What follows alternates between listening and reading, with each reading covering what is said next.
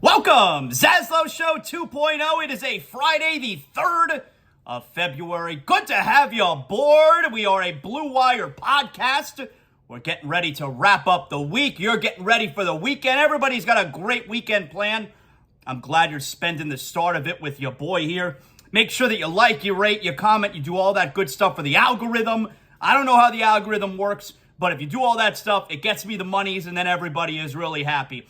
Thanks again to everyone who has hung with us throughout this whole week. Make sure you tell your friends, you tell your family.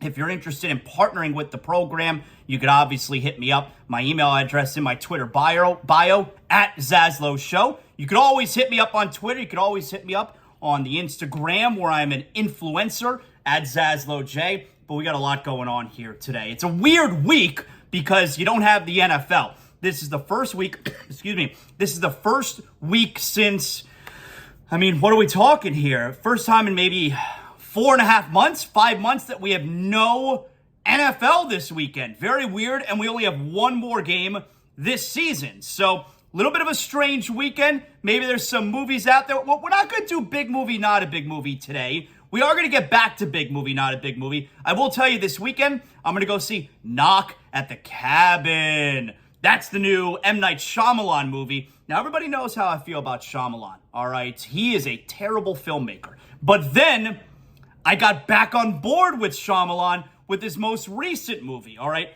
Knock at the Cabin, I have no idea what it's about. It's starring my guy Dave Bautista, and it looks creepy as hell. I gotta see what this movie's about. I gotta see what's going on here. So, everybody knows the story with Shyamalan. He jumped on the scene with, with Sixth Sense. And everybody loves Sixth Sense. Oh my God, what a movie, Sixth Sense. Everyone was crazy about it. Okay.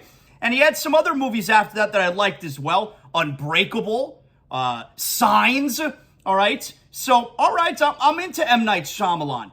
And then the movie started to turn to shit.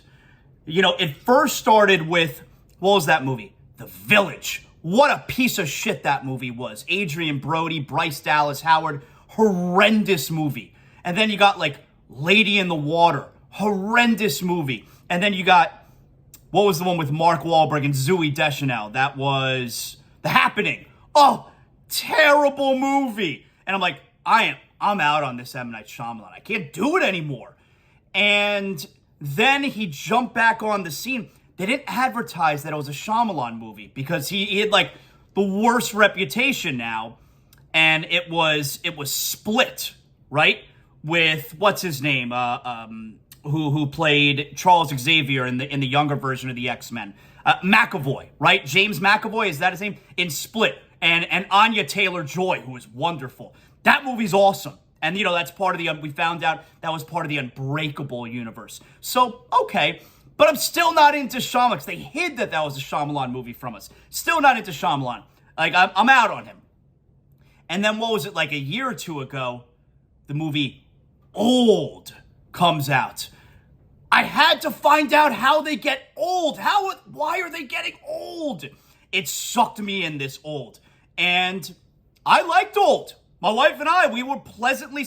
I went into it saying this movie's going to suck because Shyamalan is terrible, but I got to find out how they get old. And we both liked the movie. So I'm kind of giving Shyamalan a second chance here. So this Knock at the Cabin comes out today. I'm going to see it this weekend, maybe tonight, but most likely tomorrow afternoon, all right? While vacationing, a girl and her parents are taken hostage by armed strangers who demand that the family make a choice to avert the apocalypse. I mean, what the hell is going on? Dave Bautista, he's one of the stars. I don't recognize any of the other actors and actresses, but this has my interest piqued. I gotta go see Knock at the Cabin. I don't know what the early returns are as far as Rotten Tomatoes go. I would be interested to know. Everybody knows Rotten Tomatoes. That's the movie-going Bible. Let's see if we can find this out right quick what Knock at the Cabin is earning on Rotten Tomatoes. By the way, everybody sees my Johnny Cuba hat here. If you want to take a look, youtube.com @ZASLOW Show. What a great hat. Everybody knows Johnny Cuba is the beer of choice here on ZASLOW Show 2.0. You want to get your weekend started right, go pick up a 6-pack of Johnny Cuba at your local Sedano's, Presidente, Winn-Dixie, Fresco y Mas. That's how I'm going to be starting the evening tonight. When we're done with the show, I'm going right out back to the Zaslow Mansion patio, maybe dip my feet in the pool. I don't know what the future holds. And I got myself a nice 6-pack of Johnny Cuba, a refreshing German lager in a can. And make sure, again, when you're trying Johnny Cuba for the first time, I love when you guys send me the videos on Instagram. I then put it on my story, and you guys are like, oh, man, it's delicious. I love Johnny Cuba. I never knew about it until Zaslow told me. Well, there you go. You don't even have to thank me, but you're welcome. And don't forget, of course, Johnny Cuba's mantra, stay tranquilo. So, Knock at the Cabin right now, early returns, media score, 69%, not bad. And audience score, 74%. I don't know. Maybe Shyamalan's got a good movie here. What was Old? Let me see what Old, because I feel like not everyone liked Old. I dug Old. Let's see what Old came in at on Rotten Tomatoes here. I don't want to take up too much time here. I'm kind of doing this on the fly. All right, I can't find it.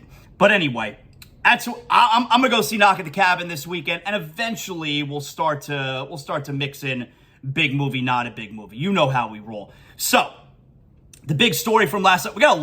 There's a lot going on in the NBA right now. You had a fight last night. You got the All-Star reserves, but most important, and of course we're gonna do big game, not a big game today. Everybody knows. But the big story last night, as far as we are concerned, is what took place at Madison Square Garden last night, all right? The Heat lose the Knicks 106-104.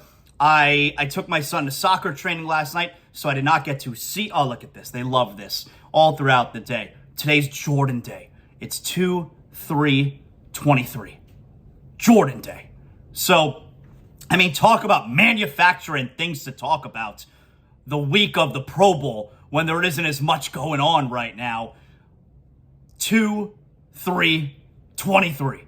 Today's Michael Jordan Day. We will do none of that. That's stupid. Anyway, so the Heat lose last night, 106-104. I was at soccer training with my son last night. And so I get home. I don't know, we got home around like 8:30, 8:45. So, okay, I'm about an hour, 15 behind the game. But I love that, man. I fast forward through the commercials. I fast forward through the quarter breaks. I fast forward through halftime. I bang out that game in hour and 20. Love it. Like, by the time I finished that game last night, I started at like 8:45. And by the time I finished that game, I finished it maybe 10 minutes after it ended in real time. I'm telling you, it changed your life. You record these games, Panther games too. Record these games, start it like an hour after the game's going on. Now, you got to be careful. You don't want anyone spoiling it for you. And here's what I've also learned. So my subscription service for cable, and it's not cable. I cut the cord during the pandemic. One of the best decisions I ever made in my life. My streaming service is DirecTV Stream. Okay, which I like. I don't completely love the interface, but I do like DirecTV Stream. So anyway, what I learned the hard way was when you record these games and then you pull it up on your DVR, the library, it shows you the score of the game. That's a disaster. Like, if I've recorded the game, I don't want to know the score of the game. So it was like a game of like hide and seek where I'm putting it on, I'm trying to block my view of the DVR and make sure that I click the right thing. And it's a pain in the ass because I don't want to see the score on the screen. It has the score when I'm clicking the box for, Heat Knicks or whatever. It shows the score there. Terrible. But then I eventually learned. So anyone else who's had this problem before and you have DirecTV Stream, there's a setting that you could hide the scores. Clutch move. So I now can hide the scores and I don't get it spoiled for me. But I'm telling you, change your life. Start these games an hour after. Now, you can't do it with football. You can't do it with the Dolphins because you got all the games are going on at the same time. You got to know in real time. Can't do it with football. But for Panther games, for Heat games, oh, it's a pleasure. And you know what I do a lot of times too? I'll fast forward through free throws in the middle of the game. I don't need to see the free throws. I look at the score, I hit the fast forward button, and then I see, all right, he made 1, he made 2. Like, I'm telling you, fast forwarding through games is the move. You knock these games out right quick.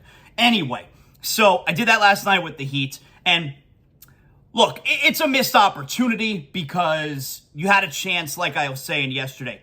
You could have gone 3 games up on the teams behind you, which of course is the play-in. You could have really got yourself some distance from those teams in the play-in, and you could have pulled within, Cleveland also played last night. You could have remained within a game of Cleveland. Cleveland beats Memphis last night. We'll get to that because they were fighting. So it's a missed opportunity for the Heat, and especially you consider that the Knicks have not been good at home this year.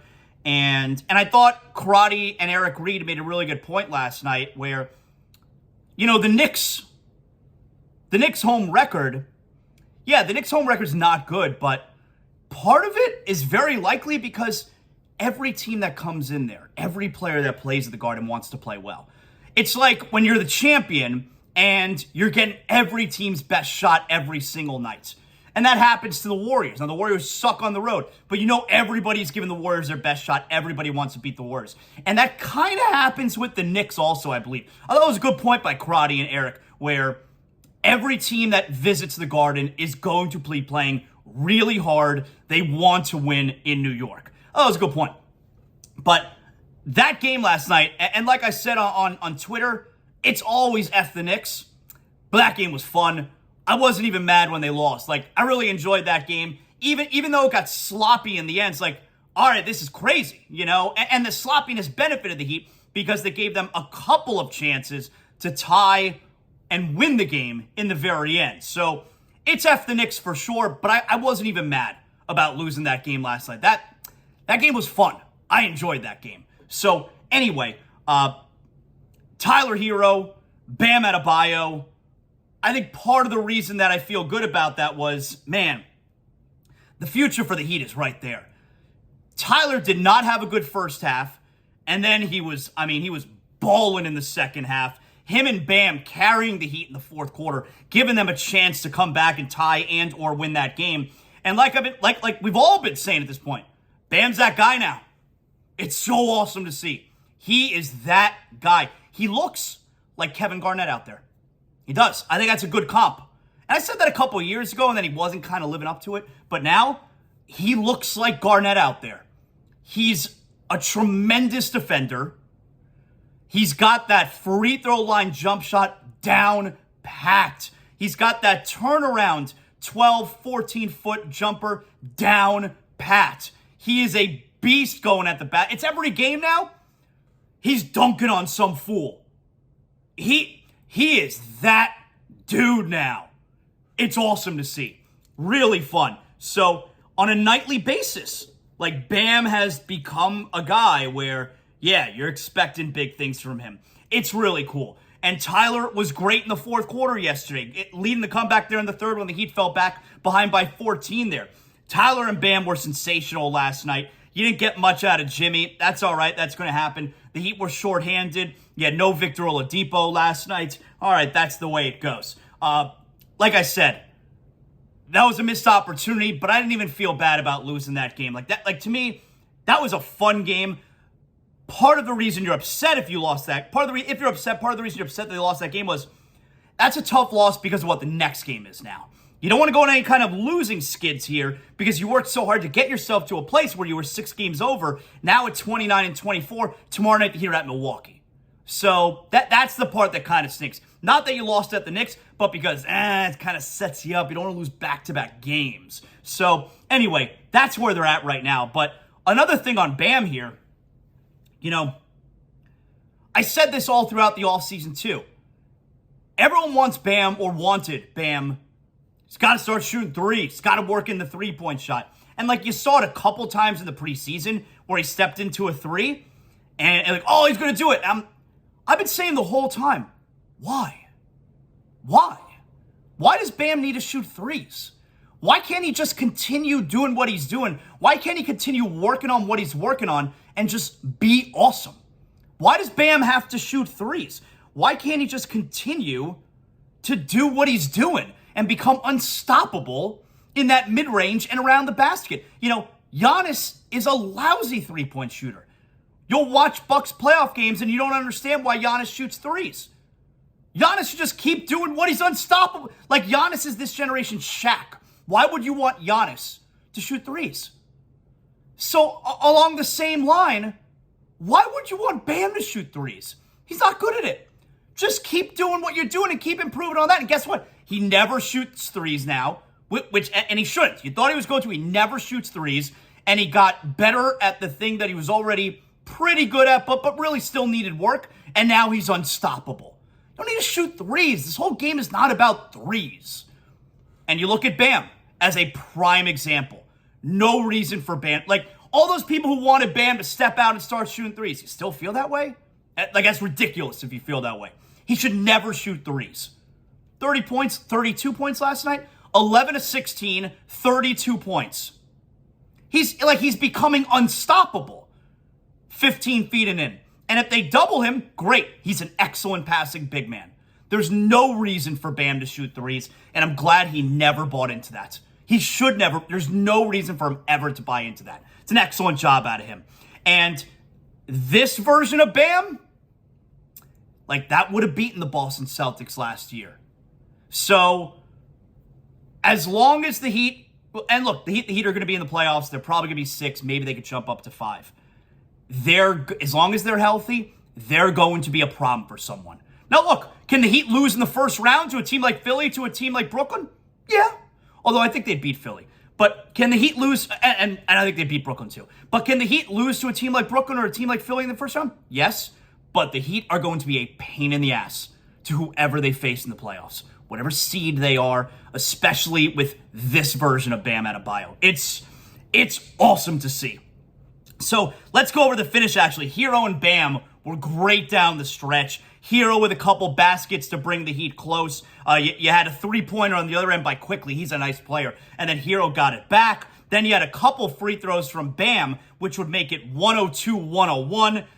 The Knicks got a basket. Now it's they got a dunk from Hartenstein. So then it became 104-101. And then you had this crazy sequence. Randall double team, gets it to Barrett. Barrett throws it away again. Picked up from Adebayo. Hero on the bounce. Goes out in the corner. Strus stolen by Hartenstein. Trying to keep it alive. He's got it. Hartenstein to Grimes.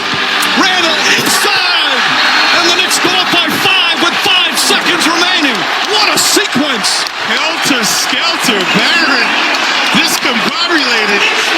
The Knicks recombobulated, coming up with the steal, and Hartenstein getting it inside, and Randall able to come up with the stuff. MSG Network, Mike Breen, Clyde Frazier on the call there. Crazy sequence. You had a chance there to tie the game. Hero gets a good look. Then you got the turnover, and unfortunately, Hero a wild pass to Strus, who then trying to save the ball in bounds. It gets intercepted. Hartenstein manages to keep it in, and then you get the dunk from Julius Randle. So that was the crushing sequence, made it 106-101 with 5 seconds to play. Well, with 5 seconds left, how did the Heat still manage to have a chance to win it? So immediately off the inbounds in the front court, Max Strus hits a 3, 106-104. The Knicks call timeout. They inbound the ball from half court. Julius Randle just falls, just slips, and the officials suck. And so they call a foul on Bam. And then you look at the replay, and it's laughable. Bam was nowhere close to Julius Randle. Thank goodness the Heat still had a challenge, which, look, I'll be perfectly honest with you. I don't know when you have to challenge compared to when it's an automatic review that's triggered. Like, for instance, a couple minutes before that, you had the goaltending call on Bam, and then you had an automatic review triggered there, like, instead of a coach's challenge. And that was a bit controversial. It's hard to tell. Like, Gabe Vincent definitely got a hand on that ball, and then Bam blocked it. But did Vincent get a hand on the ball, and then it was touched after that by RJ Barrett, and then Bam gets it off the glass? That's probably what happened. That was a tough call. Anyway, the Heat challenge there, obvious that the Heat are going to get the ball. So 106-104 now. The Heat are inbounded at the front court. Final play of the game. Butler Butler looking. Get it in. Hero. Corner. Puts up a three. No good. And the Knicks hold on and win. Hero got a pretty decent look. But the Knicks win a thriller here tonight at the Garden in a much-needed victory, especially against the Miami Heat. It was an okay look. Like, he was kind of shooting it behind the backboard there.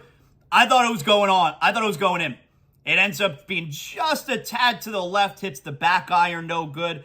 I think Tyler thought it was going in. Oh, man, it felt like when the ball was in the, oh, man, are we going to get another Dwayne Wade at the buzzer at the Garden yelling in Matthew Modine's face?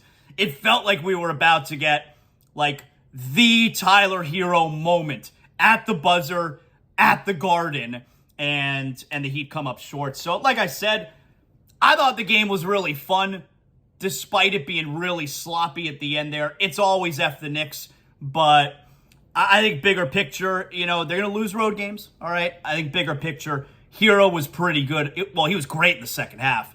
And Bam's that guy now. That, to me, is a really big deal. Really awesome, really fun on a nightly basis. Now, there's other NBA stuff we got to get to here.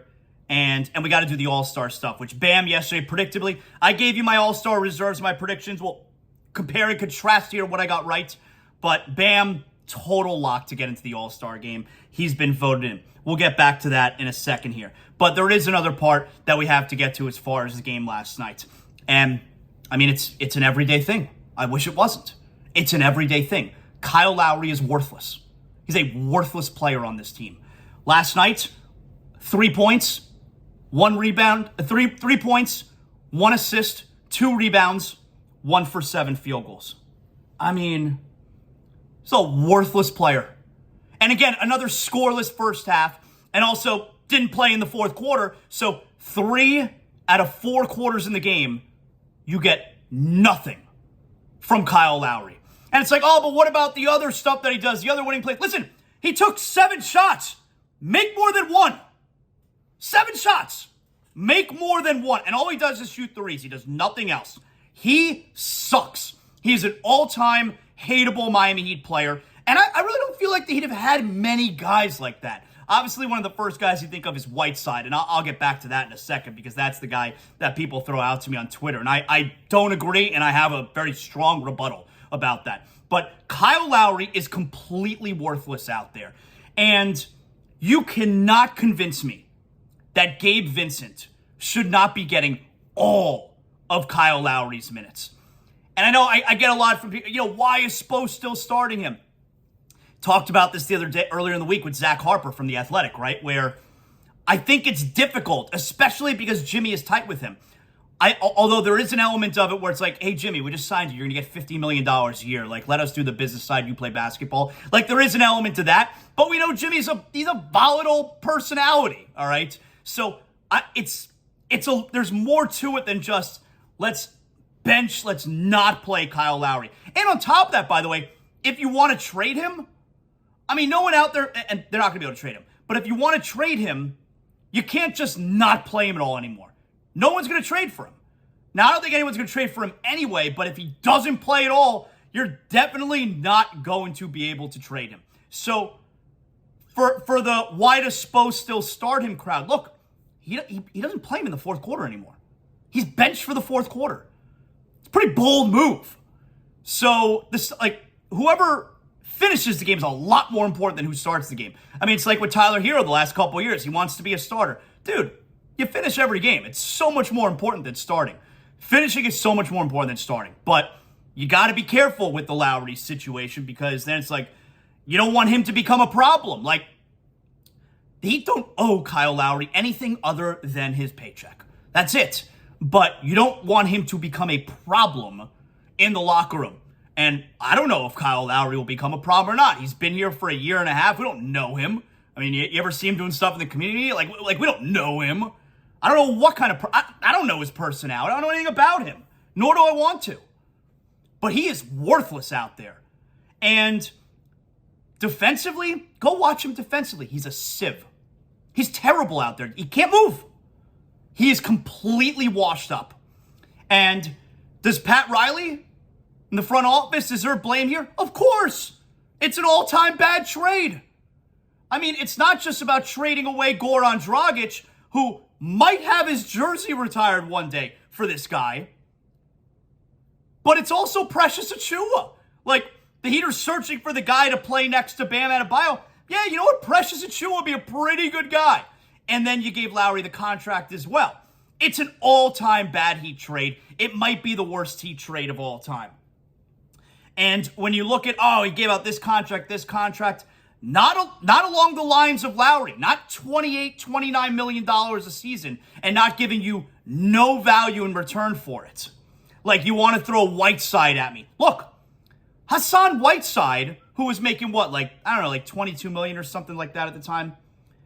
Hassan Whiteside, as much as, you guys want to hate on him and his time here and the contract, Hassan Whiteside rolls out of bed and gets you a double-double. I mean, literally, rolls out of bed and gets you a double-double.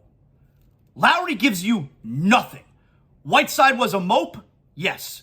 But he was a mope who can contribute on his worst day. Lowry gives you nothing. And the Heat get a good road win last night if Lowry, making $28 million a year, gives you something, anything. They win that game last night. He was 1 for 7. He had 1 assist. If he gives you anything last night, he lost by 2. You win that game. But look at the contract they gave to Duncan Robinson. All right, so number one, Duncan Robinson can still shoot. It's not like Duncan Robinson can't shoot. If Duncan Robinson, now he can't defend, but if Duncan Robinson were to get the playing time, Duncan Robinson can still shoot. No one's debating that. And here's also the thing with Duncan. If they didn't re-sign Duncan, he just walks, and they don't get to then take that salary that he's making. What's he making, like $18 million? They don't get to then take that salary and spend it on someone else.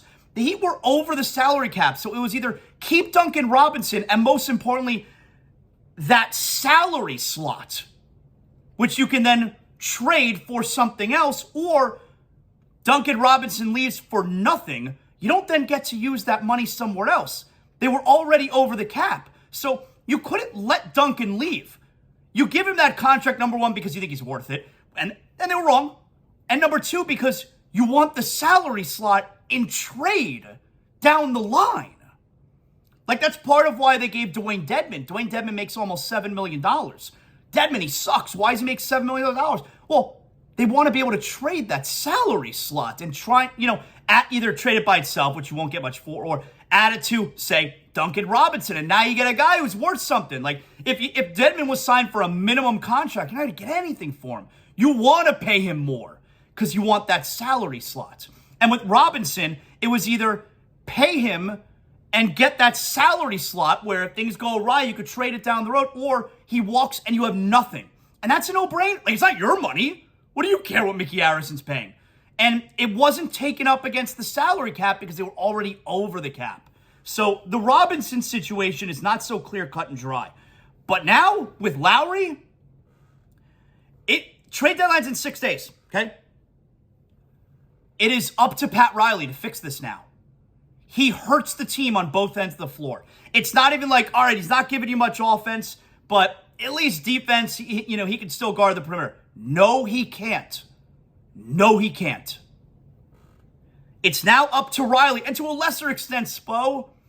Like I said, there's only so much that Spo could do. He's already benched him in the fourth quarter. It's up to Riley to now fix this. You got 6 days to do what's best for the team. That's get rid of this guy. And I do believe Jimmy's reaction to getting rid of Kyle Lowry will be much more favorable than his reaction if you're to straight up not play Kyle Lowry anymore. Because then it's like, oh, you're embarrassing my guy. He's proud. He's a champion. If they trade him, maybe you get something that could help the team in return. I mean, look, Jimmy knows Lowry stinks. I'm sure he doesn't like it. It's his friend. And he doesn't want his friend to be embarrassed. He's sitting on the bench not playing. DMP coach's decision. But Jimmy knows he sucks. I think Jimmy's reaction to Lowry being traded would be a lot more favorable than his reaction to Lowry just being benched and they don't play him anymore. I mean, just it's a nightly thing now. It's so frustrating. Like, I get asked why Spo's still starting him. Look, it's not that simple.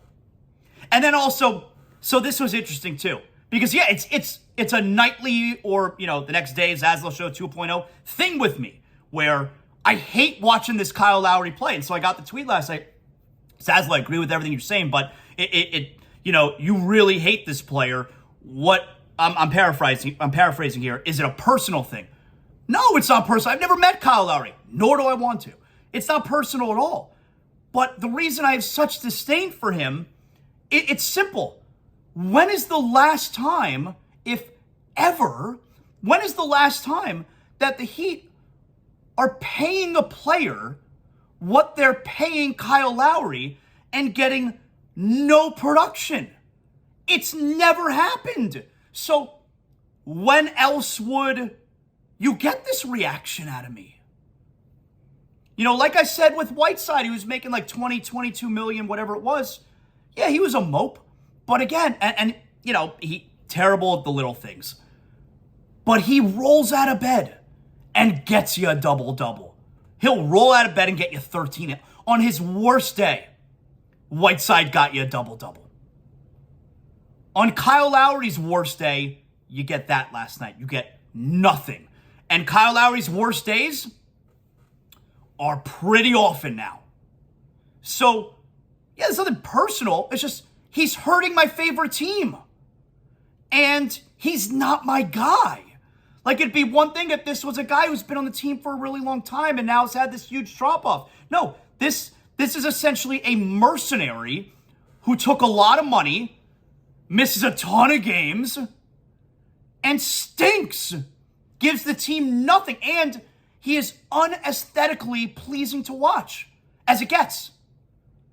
Constant chirping at the officials, constant flabbergasted at the calls, constant arguing. And for a player who stinks, it's unacceptable. You can't, it's awful behavior. You can't stand it. You can't stand it. It's easily the worst contract the Heat have ever given. And so that's why it's like, oh, ZASLOW, why do you have so much disdain for Kyle Lowry? When has there ever been a player like this? This has never been a case. Give this kind of money, and the guy does nothing. Oh, but what about Dion Waiters? Well, first of all, let me say a couple things about Dion Waiters. Yes, Dion Waiters was persona non grata in his last year here. But the year before that, man, Dion Waiters was pretty awesome and pretty fun. And on top of it, the Heat were paying Dion Waiters half what they're paying Kyle Lowry. Half of what they're paying him.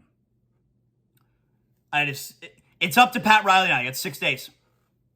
Do what needs to be done. Do what's best for the team.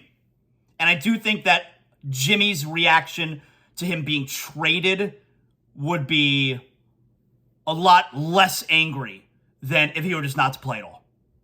Lowry we're talking about, of course. Another thing that we talked about going into the game last night, right? So the Heat don't have a big man. And we talked about the Dedmon situation yesterday, but what we didn't know until the game last night was, all right, we're about to find out if Dwayne Dedmon has been banished. We're going to find out. There's no Orlando Robinson. Yurtseven isn't ready. We're hoping he'll be back after the All-Star break. You got two big guys to back up Udonis Haslem. And yes, has Dedmon been bad this year? I mean, bad's a pretty strong word, but he hasn't been good. But he's going to give you more than Haslem. I felt they were going to go to Haslem last night. I didn't think they were going to play Dedmon. They went to Haslem last night. They didn't play Dedmon. So we have the answer to that now. Dwayne Dedmon's never going to play for the Heat again. If Dwayne Dedmon wasn't going to play last night, then he has been banished from the team. Then they are not forgiving him because, look, he quit. He quit that game. And if we weren't going to see him last night, if they're going to go with UD as the only big man, as the first and only big man off the bench, then Dwayne Dedmon has absolutely been banished and he's never going to play for the Heat again. So they are going to trade him within the next 6 days. Hopefully along with Lowry. I don't believe they will trade Lowry because I don't believe anyone is willing to take Lowry. But Dedmon will be traded. Now, so he's been banished. You're never going to see him again. A bunch of other things NBA-wise that we got to get to here. Now, there was a fight. I want to get to the All-Star stuff. But first, there was a fight. Grizzlies, Cavaliers. Now, before we get to that fight, I got to tell you guys, if you're looking for a place to watch games this weekend, maybe you want to watch the All-Star stuff, Pro Bowl stuff, maybe you want to watch NHL All-Star stuff, maybe you want to watch the Heat tomorrow night. Now, all these things might be a big game, not a big game. I'm not going to spoil it for you. But if you're looking for a place to watch games, you want good food, you want cold beers, Briny Irish Pub, Pompano Beach. You know that's my spot for all the games. I'm there on the weekends. I get myself a nice couple drinks, couple beers, couple craft beers on tap, and the food's fantastic. Plus, you got live music every day of the week at the Briny. You got the Briny Hour, that's happy hour, Monday through Friday, 4 to 7 p.m., and you got live music every single day, all right? Look, lots of great local craft beer on tap. You got mahi tacos. You got fish and chips. You got barbecue ribs. I told you I love the shepherd's pie. World's greatest upscale dive bar. You got live music starting at 4 p.m. So you want to walk around the beach a little bit there in Pompano? Hop on into Briny Irish Pub. You got a Friday doubleheader as far as live music. Live music starting at 4 and then again at 9 p.m. World's greatest upscale dive bar. So easy to get there. Atlantic Boulevard all the way to the Atlantic. Park behind the Briny. Free park and they will validate your tag again. World's greatest upscale dive bar. Briny Irish Pub, Pompano Beach. So before I get to the All-Stars. and Bam, again, Bam was named All-Star for the second time in his career. Such a no-brainer. You had a fight last night. Grizzlies and Cavaliers. Dillon Brooks, Donovan Mitchell. Now, as far as the game went, the Heat fans keep an eye on that game because the Cavs are a team that the Heat are chasing in the standings. Well, the Cavs picked up a game. They're now back to 2 ahead of Miami. They beat Memphis 128-113. But Dillon Brooks, and you remember Dillon Brooks was kind of at the center of the Shannon Sharpe mess a couple of weeks ago. And Dillon Brooks has got a reputation. He's a bit of an agitator. He's a tough guy. He's a good player. But Dillon Brooks is now getting a reputation as a guy who can cross the line. And so you have kind of a transition sequence where Dillon Brooks, he falls down trying to go for the ball. He kind of looks like he does that move where you're diving into a dude's legs, which is where Kevin Durant got hurt, although Butler, it was not on purpose. Dillon Brooks kind of does that move where he's diving into Donovan Mitchell's legs. And then Donovan Mitchell, who is dealing with a groin strain, he gets popped, he gets nut-checked by Dillon Brooks, and then chaos ensues. 2 for 11. And he gets his second three. A little sidestep in here. With a move by Brooks. It was deflected. It's loose. Hold on!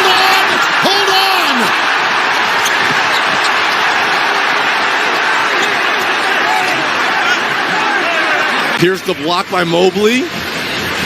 And look at the left hand right there. That's what started it all. Again, we can't get into the head of Dillon Brooks, but that's what started it all, is right here. Look at the left hand. I don't know, man.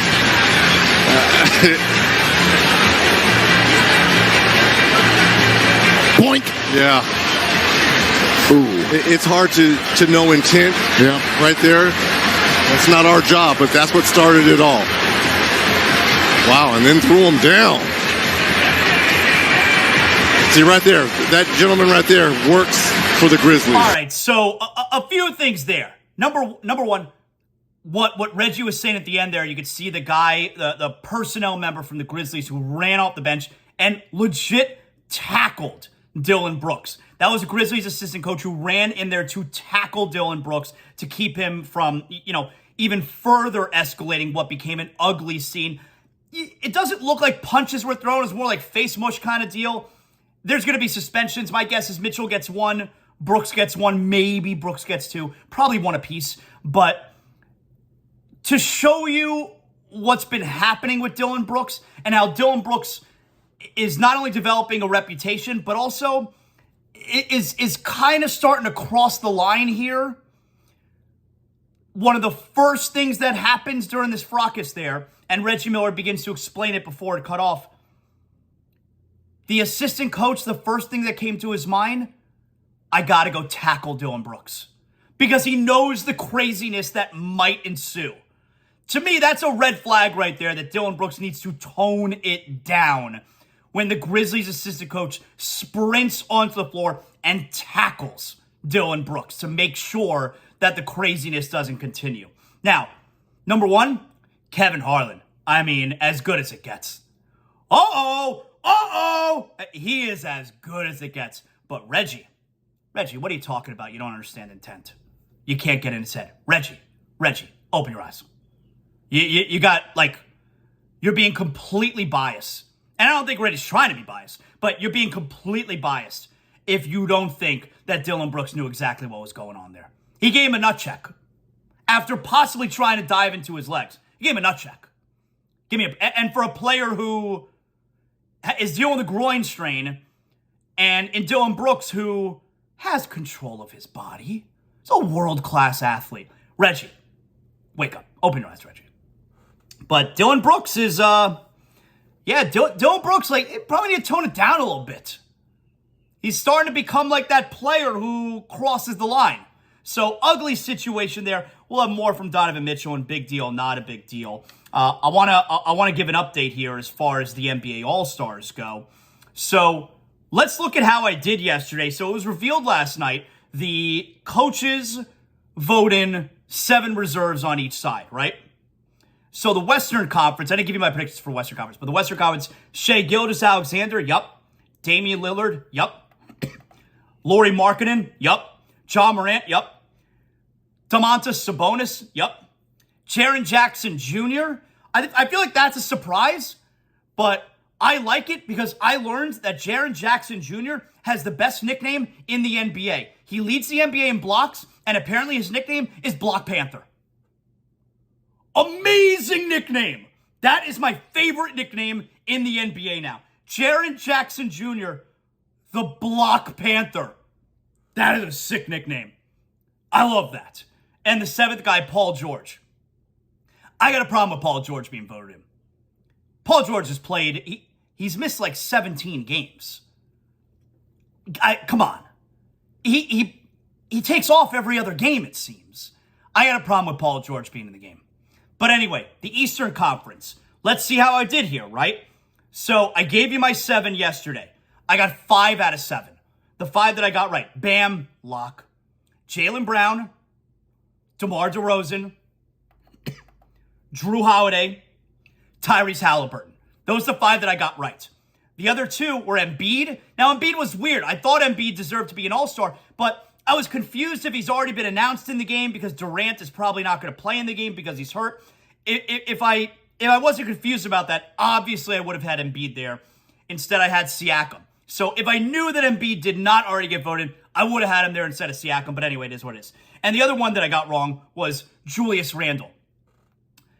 I thought Jalen Brunson was going to get that. So it's kind of weird that you had one Knick over the other Knick when I feel like, look, the Knicks are a decent team this year. What's changed with the Knicks? Well, they've had Jalen Brunson. And he's having a great year. That's really surprising to me that Julius Randle got in and not Jalen Brunson. I was surprised about that. And then, of course, you get some of the players who complain about the snub. They were snubbed. Anthony Edwards was complaining. Yeah, I think Anthony Edwards deserves to get in. I think Anthony Edwards definitely should have been in over Paul George. And then you get, I'm a fan of Anthony Edwards. I think he's really good. And then you got James Harden, who is having a really good season. Yeah, James Harden's got a case. Should James Harden have been in instead of DeRozan? I didn't have James Harden in. But should James Harden get in instead of DeRozan? Yeah, maybe. I mean, Philadelphia's, 3rd in the East, and the Bulls stink. So, yeah. But here's the thing. And I do this every year.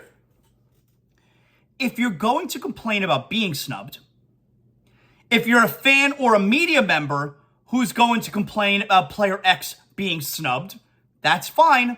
Who are you taking off the team? Don't just say, so-and-so got snubbed. Say, so-and-so got snubbed and DeMar DeRozan shouldn't be on the team.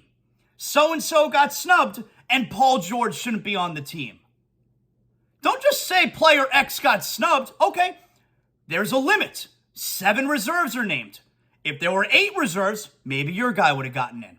And then someone else would say, I got snubbed. Well, if there were 9 guys, then your guy would have gotten in. If you think a player got snubbed, who you taking off the team? There's a limit. It's not participation trophy. Like, if we're giving out participation trophies, everyone makes the All-Star game. But we're not doing that.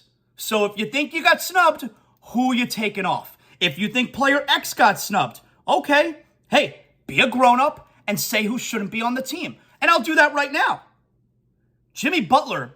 Now, I said yesterday that I don't think Jimmy Butler deserves to be an All-Star because he's missed, what are we talking now? The Heat are 29 and 24. He's missed 15 games, I believe. He's played 38. So he's missed 15 games. Jimmy's having a great year. But I don't like voting in the guy who's missed 15 games. So I'm okay with Jimmy Butler not being on the team. Except you can't vote Paul George in the game. And you're not going to have Jimmy Butler in the game. No. That doesn't fly with me. Paul George has missed the same amount of games as Jimmy Butler. And so if we're doing that, if we don't care about the missed games, and I do care, but if we don't care about the missed games, then Jimmy Butler should have been in the All-Star game. And look, then Jimmy Butler should be there instead of DeRozan. DeRozan has having a great year for a bad team. So if Paul George gets in, if that's the criteria, that you can miss a lot of games, but as long as you're playing at an all-star level, you're still going to get voted in. I don't agree with it, but I'm not a coach. Then Jimmy Butler should have been in. And I'm a grown-up, so I'm not just going to say Jimmy Butler got snubbed. No, Jimmy Butler should be in the all-star game, and DeMar DeRozan shouldn't. Or Jimmy Butler should be in the all-star game, and Julius Randle shouldn't. Although I think Jalen Brunson should be in instead of Julius Randle. So I hate hearing about this guy got snubbed, this guy got snubbed. Okay, who shouldn't be on the team then? It's not participation trophy season.